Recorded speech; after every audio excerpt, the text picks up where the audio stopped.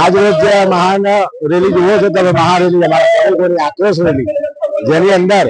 માનદ વેતનથી લઈ સંગઠિત અસંગઠિત અને ઉદ્યોગ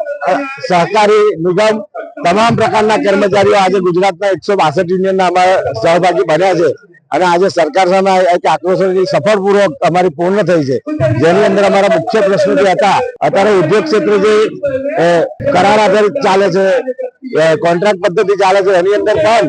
કોન્ટ્રાક્ટના પદ્ધતિની અંદર લઘુત્તમ વેતન દરના લાભોથી કામદારો વંચિત થતા હતા, એની અંદર પણ સરકાર દ્વારા 8 કલાકની જગ્યાએ 12 કલાક કરી દેવામાં આવે છે અને એ હમણાં હેતુ કે વિદેશી કંપનીઓ જે ગુજરાતની અંદર લાવી રહ્યા છે એનો લાભ કરવાના હેતુથી 12 કલાક સરકારે કાયદો પસાર કરવામાં આવ્યો છે। તેમ છતાં ભારતીય મજદૂર સંઘે આ રેલી કરતા પહેલા પણ સરકાર શ્રીમાં લેખિત તેમજ રૂબરૂ મિનિસ્ટરોને મળી અને આ વિધાયક પાસ ભલે થાય છે પણ એનું અમલીકરણ નહીં કરવા માટેનો લેટર તેમાં આક્રોશ વ્યક્ત કરેલો જ છે। આ વિધેયક જાહેર કરશે અથવા અમલમાં લાવશે તો તમામ કામદારો રોડ પર ઉતરી આવશે એવી શક્યતા પૂરેપૂરી। આવા જ અવનવા વિડીયો જોવા માટે ફોલો કરો ઇન સેકન્ડ્સ।